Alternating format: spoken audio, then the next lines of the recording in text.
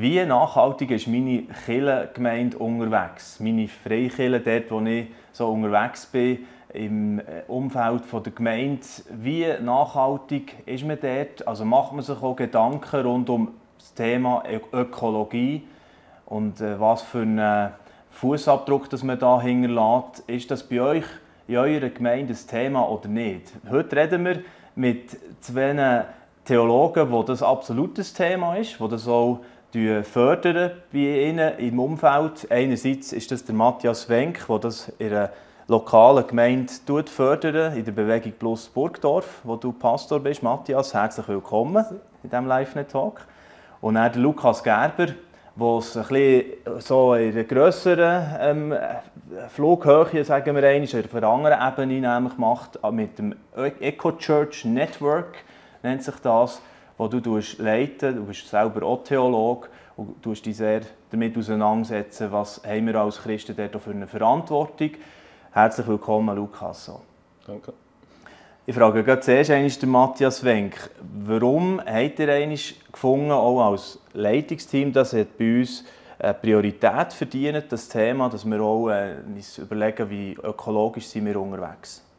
Das ist bei uns ganz einfach gekommen. Das ist wie bei uns meisten, das kommt von tiefen theologischen Überzeugungen. Es war also weniger der Druck, die ganze Welt redet über Ökologie und den Fußabdruck, sondern es war die tiefe Überzeugung einerseits, dass uns Menschen gibt es gar nicht. Ohne den Boden, auf dem wir stehen, ohne die Luft, wo wir drauf schnaufen. Und wenn Gott uns erlöst und wenn Auferstehung leibhaftig ist, dann kann es uns nur mit dem Boden geben. Ergo muss die Schöpfung irgendwie auch erlöst werden. Das ist dann vertieft worden, auch in den Bildern, die die Bibel selber hat, wie ja Gott dann inne wohnt in dieser Schöpfung, ganz am Schluss dann auch in der Offenbarung. Sie hört ja damit auf, nicht, dass wir alle irgendwo out there im Himmel oben sind, sondern dass der Himmel auf die Erde kommt. Das ist eigentlich unsere tiefe Überzeugung und dann zu merken, ja, wenn das so ist, wenn Gott seine Schöpfung nicht loslässt, dann dürfen wir auch nicht. Und von dort her auch, das ist wahrscheinlich die Grundlage für das, dass ihr gefunden habt, es sollte auch ein Netzwerk geben, wo Kirchen wie dort drin gefördert werden können, in diesen Gedanken weiterzugehen. Oder? Also dort hier, Lukas, kommst du näher ins Spiel mit deinem Team. Was ist dort hier so die Erfahrung bis jetzt? Weißt, setzt sich das stark durch? Also so wie jetzt Bewegung Plus Burgdorf, oder ist das so der Musterschüler? Was erlebt ihr da so?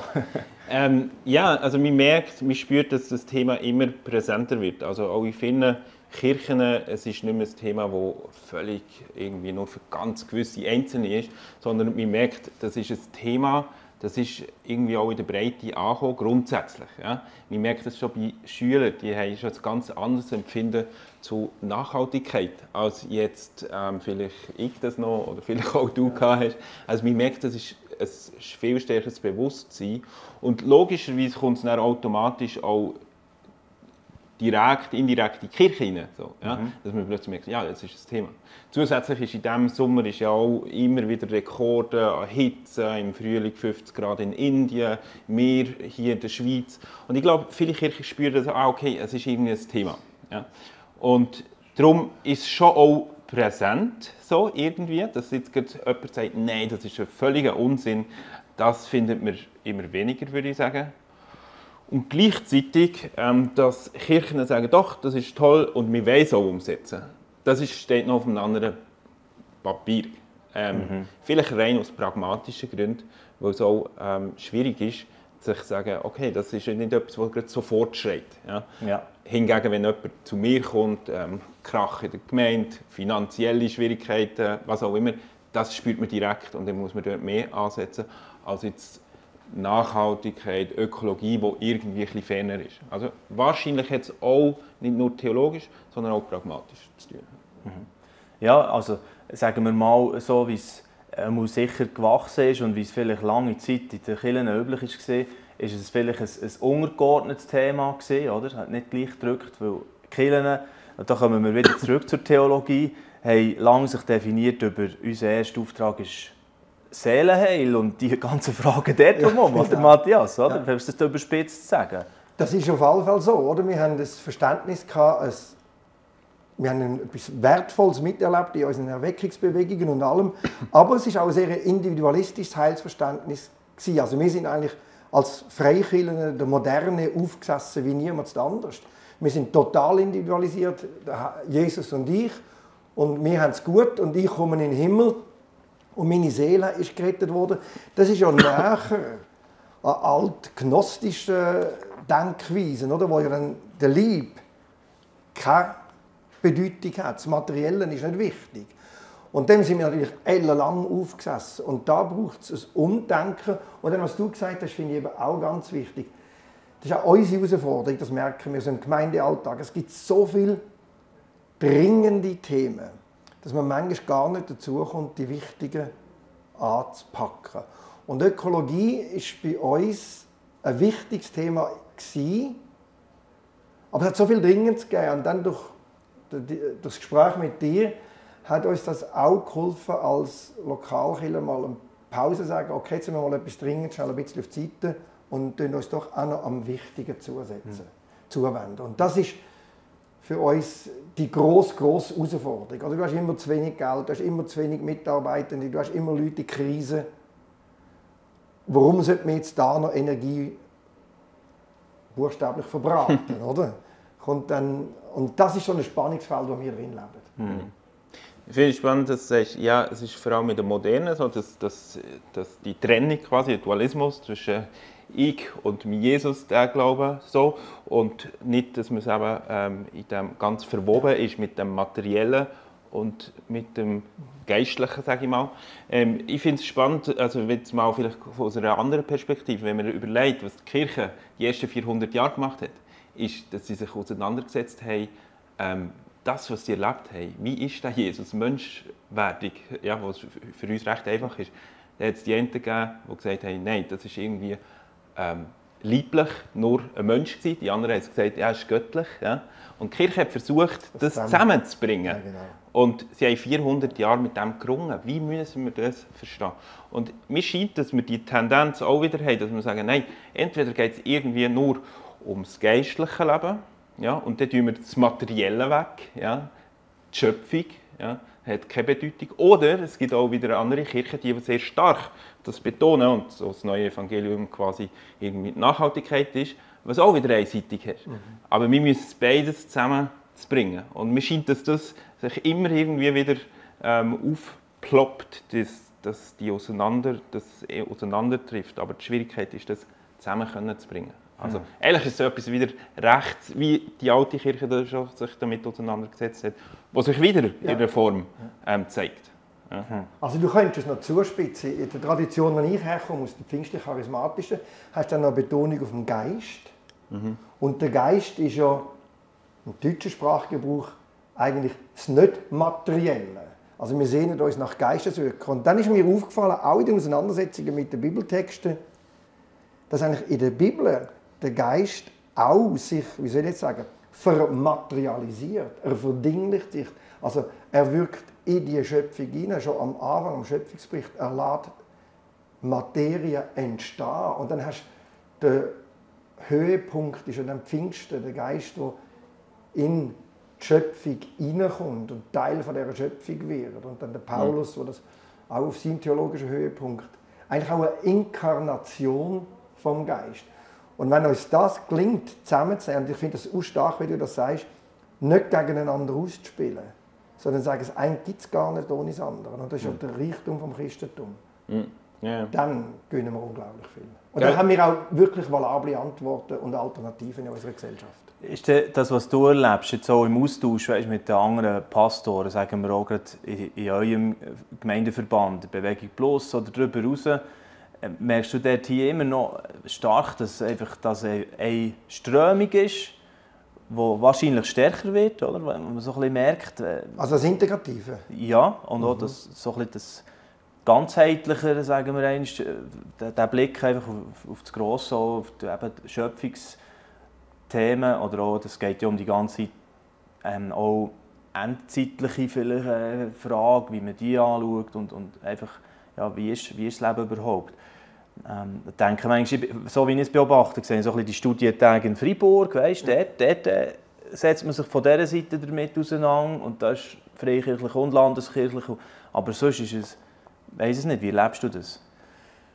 Das ist jetzt eine gute Frage. Also ich erlebe für beides. Also ich denke, eine Person, die ein gutes Verhältnis hat, und der würde jetzt Erlösung und so nicht universal oder sagen wir jetzt mal kosmisch definieren. Aber dem würde es nicht in den Traum, in den Sinn kommen, mit dem Flüger in die Ferien zu fliegen, weil das ist ein Akt von der Nächstenliebe und von der Verantwortung. Und ich erlebe vielfach, dass dieser Schritt angekommen ist bei eigentlich praktisch allen. Wir haben eine Verantwortung, es ist ein Akt von der Nächstenliebe. Aber eigentlich die Schönheit, auch die theologische Schönheit von der Schöpfung, die auch mit erlöst wird. Ich glaube, der dürfte noch zunehmen, weil letztlich, denke ich, wird es eine Ethik von der Dankbarkeit sein, von der Anbetung, die uns auch anders umgehen mit der Schöpfung. Nachhaltiger. Dieser Weg ist eigentlich fast auch die Dringlichkeit, die es jetzt ein bisschen mehr vorbringt, oder? Also immerhin schon das. Wir ziehen dort wie mit, ja, weil auch immerhin Energiekrise, schon. all die, ja, immerhin schon das. Immerhin schon, ja. Ja, kann man auch so sagen. Ja. Super. Lasst uns ein bisschen noch praktisch werden mit dem ganzen Eco-Church, wie das dann funktioniert. Bei euch jetzt, Lukas Gerber, wenn mich würde interessieren, wie das jetzt im Fall von der Bewegung Plus Burgdorf der Fall ist. Sie haben sich irgendwann darum getan und da muss man nicht zuerst irgendwie 10 Bedingungen abdecken, wie dass man schön zertifiziert wird. Jetzt bist du auch in diesem Eco-Church dabei, oder wie läuft das? Genau, also der Zugang, und ich glaube, das ist eigentlich die Stärke von Eco-Church, ist am Ende für das sehr komplexe Thema, ja, muss man ja sagen, relativ einfach und leicht. Und du schnell erklärst eine Plattform, wir haben eine Online-Selbsteinschätzung, wo man sich mal einschätzen als Kirche, wo steht man eigentlich? Ist das irgendein Thema? Ich wette, bei vielen Kirchen ist es schon irgendwo vielleicht ein Thema, aber jedenfalls nicht bewusst. Und das sind 5 verschiedene Felder, die abgefragt werden. Also zum Beispiel Gottesdienst, kommt das dort vor, in den Liedern, die Schöpfungslieder, ist das ein Thema auch? Oder dann gibt es ein anderes Feld, Kirchengebäude, also so 5 verschiedene Handlungsfelder und dann sieht man ungefähr, wo man ist. Und dann gibt es so eine Einschätzung zwischen Mitglied, Bronze, Silber und Gold. Und dann, anhand von dem kann man nachher, gibt es viele Merkblätter, die wieder die 5 verschiedenen Themenfelder aufgreifen und man kann dann daran arbeiten. Und die sind wir gleich aufbauen. Zu jedem Handlungsfeld gibt es so ungefähr 5 bis 10 Merkblätter. Und das ist so immer ein Gedanke, eine Sache, die man umsetzen kann. Und dann gibt es viele weitere Sachen, die man umsetzen kann. Und das Spannende ist eigentlich, dass man dann dort ansetzen kann, wo es einem vielleicht Spass macht, wo man merkt, das ist dran, das war bei uns vielleicht noch gar nie ein Thema gewesen. Und im Grunde noch, dass es eine Entdeckung ist von der ganzen Kirche. Ja? Nicht nur Einzelne, nicht nur so Experten, die wissen, die sind teilweise auch wichtig, aber die wissen, was man machen muss, sondern die Entdeckung steht im Vordergrund. Und dann kann es sein, jemand, der im Kirchencafé ist und sagt, okay, mit die, jetzt vereinfacht gesagt, Kaffeebohnen, ja, die ich brauche, hat ja am Ende vielleicht erstens etwas mit dem Nächsten zu tun, da sind wir dann schnell bei der Frage von der Gerechtigkeit, ja, aber auch vielleicht von Nachhaltigkeit. Und das ist jemand, der ganz, sage ich mal, in Anführungszeichen, normal als Mitglied dabei ist. Ja. Oder dann kann der Pastor, Pfarrer, wie auch immer, sich zum Gedanken inhaltlich Gottesdienst, wie wollen wir den prägen, wie wollen wir das Thema mal aufgreifen. Oder jemand, der mehr technikaffin ist, hat viele Möglichkeiten dazu. Das ist so ein bisschen die Idee. Also genau. Ja. Und zusätzlich zu dem, wo es ja eben ein Network, also ein Netzwerk ist, haben wir die 1 Stunde Eco-Runde so regelmäßig, wo man einfach Leute dazukommen können, wo man Wissen austauschen kann. Dann kann der eine erzählen, wir sind gerade an diesem Bereich und jemand sagt, ja, wir haben hier gerade einen Gottesdienst gestaltet und man kann das Wissen quasi teilen und das ist die Idee. Und ich glaube, da kommt eine Menge zusammen, wenn man das so zusammen teilen und nutzen kann. Weil das Problem ist meistens nicht, dass wir zu wenig wissen, meistens nicht, sondern die Umsetzung. Also irgendwie fehlt uns oft die Fähigkeit vom Wissen, das wir wissen, auch in die Tat umzusetzen. Ja. Und das soll dazu helfen. Ja, das ist ja eigentlich, also wenn ich mir jetzt überlege, auch als Vater bei einer 5-köpfigen Familie geht es mir ja genau gleich. Ich weiss viel, muss aber auch mir Impulse geben, wie kann ich jetzt das anfangen leben, oder? Also, gerade einmal das «Anderes Leben» Magazin gelesen, wieder so cool. Da haben wir auch schon Sendungen in den Live-Talks, wo sie eben auch das ein bisschen unterstützen. Und das macht ihr im Prinzip ja jetzt auch wie für Kirchen, könnte man sagen.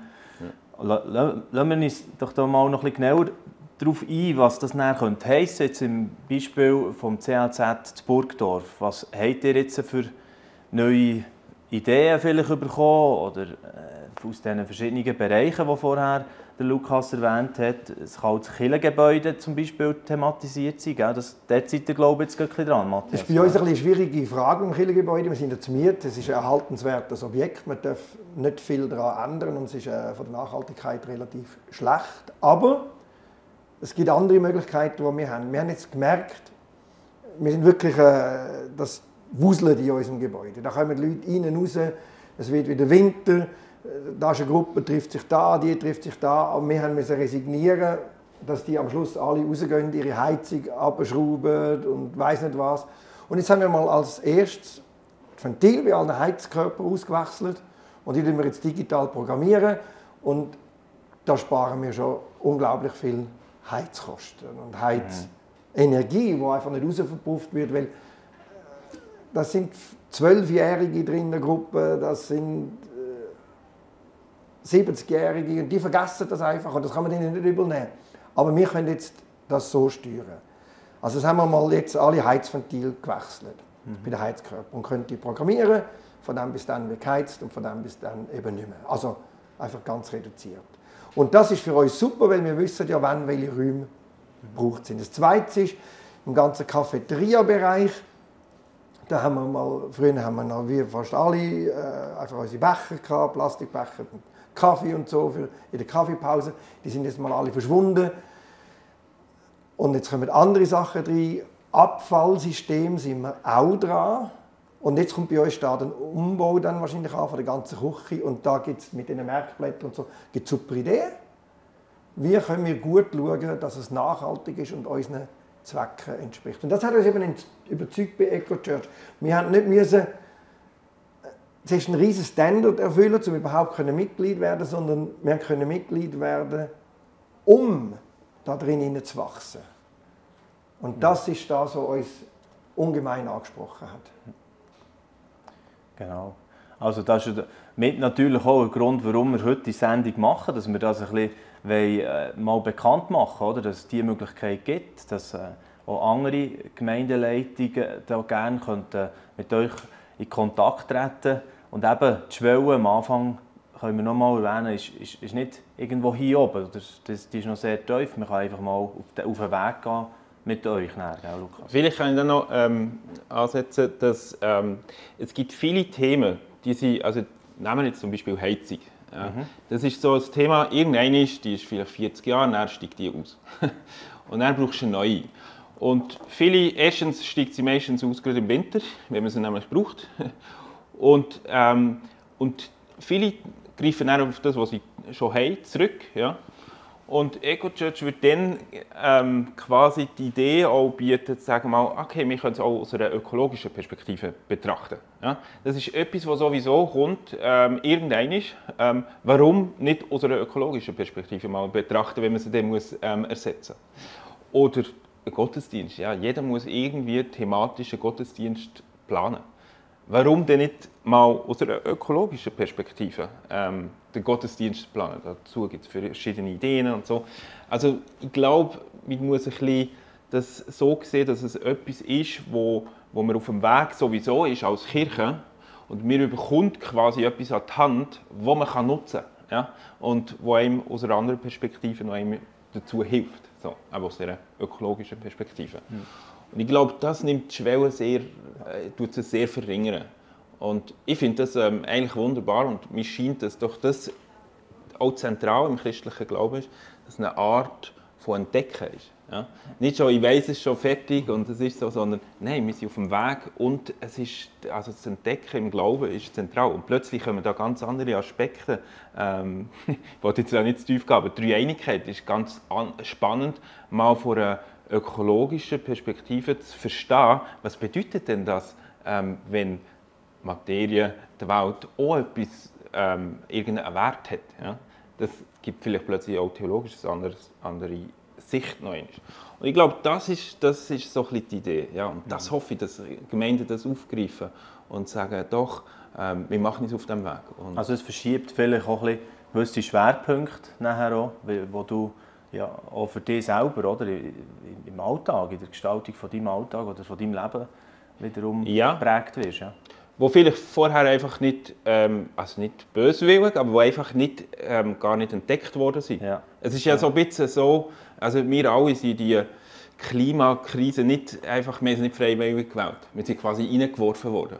Und so ist immer, glaube ich, Theologie, wenn man in der Kirchengeschichte schaut, sind immer gewisse Themen auftaucht. Also nehmen wir zum Beispiel Auschwitz, Theologie nach Auschwitz ist eine andere gewesen als vor Auschwitz. Wo man plötzlich gemerkt hat, da ist etwas so, das Böse ist einem so entgegengekommen, da muss man ja irgendwie jetzt darauf antworten. Und so ist die Ökologiekrise, also ja, die Klimakrise, auch etwas, was wir nicht gewählt haben. Aber jetzt plötzlich, wir müssen uns damit auseinandersetzen. Und die Frage ist, hey Kirchen, können sie die Sprache reden, die Menschen interessiert? Oder die sie völlig an ihnen wegreden? So. Das ist spannend. Also eigentlich sagst du mit dem jetzt, dass auch ja, die Frage ist, packen wir die Chancen, die es eigentlich gleichzeitig auch bietet, oder? Die Krise, die jetzt da ist. Da frage ich gerne einmal Matthias Wenck, wie würdest du das einschätzen? Also würdest du auch überhaupt mal grundsätzlich sagen, ja, es stimmt, irgendwo bietet es auch Chancen, um eben neue Sachen anzuschauen, weil jetzt die Krise im Tun ist? Ja, eindeutig. Also, oder wenn ich so umschaue, die einen machen auf Ignorieren in der Gesellschaft, das sind nicht mehr ganz so viele. Und andere machen auf absolute Panik. Oder dann jetzt merkt man wieder, die einen schieben die Verantwortungen hin und her. Und da denke ich, wir kommen ja von einer anderen Seite her. Ich habe es vorher schon gesagt, mal nicht nur, ja, die Ressourcen gehen uns aus. Oder? Sobald ich von der Schöpfung nur als Ressourcen rede, dann wird es missbräuchlich und übergriffig. Es ist ja der Lebensraum, und das wäre dann auch wieder theologisch, es ist ja letztlich der Lebensraum von Gott. Sowohl im Schöpfungsbericht wie auch in der Offenbarung, er wohnt da drin. Und dann komme ich zu einer Dankbarkeit, ich komme zu einer Wertschätzung, ich komme zu einer Hoffnung. Und ich glaube, da haben wir etwas drin zu sagen, ja, schau, das ist ernst, das ist dramatisch, aber es ist nicht hoffnungslos. Bei uns kommt die Dimension von der Dankbarkeit und von der Hoffnung rein, und die gut zu finden, da tun wir nicht einfach an schlechte Gewissen appellieren, weil es lange genau bis es wieder ein bisschen besser ist und dann flacht es wieder ab. Aber wenn da etwas grundlegend sich verändert, dass wir Teil von dieser Schöpfung sind, dass das eine wunderbare Schöpfung von Gott ist, dass es die Wohnung von Gott ist, dann wird sich grundlegend etwas verändern. Und das ist eine unglaubliche Chance. Und diesen Beitrag haben andere nicht. Oder die anderen müssen einfach ein Ungleichgewicht einigermaßen schnell ins Gleichgewicht bringen, damit die Wirtschaft wieder funktioniert. Aber wir haben eine größere und umfassendere Perspektive. Mir scheint das Stichwort Hoffnung wirklich wichtig, weil die ganze Frage, also viele Klimaaktivisten, ich habe grossen Respekt davor, ja, aber das Spannende ist ja oft auch, dass es sehr stark, jetzt, wenn der religiöse Kontext völlig ausklammert ist, dann bist du am Ende, also einerseits so ein bisschen eine Apokalyptik dahinter, so, ja. Es ist die letzte also die letzte Chance, es gibt keinen Plan B, also das mag alles stimmen, aber es ist ja in dem Sinne eine Apokalyptik mit dem Unterschied, dass du auf dich selber geworfen bist, genau, und nicht am Ende auf Gott selber. Ja?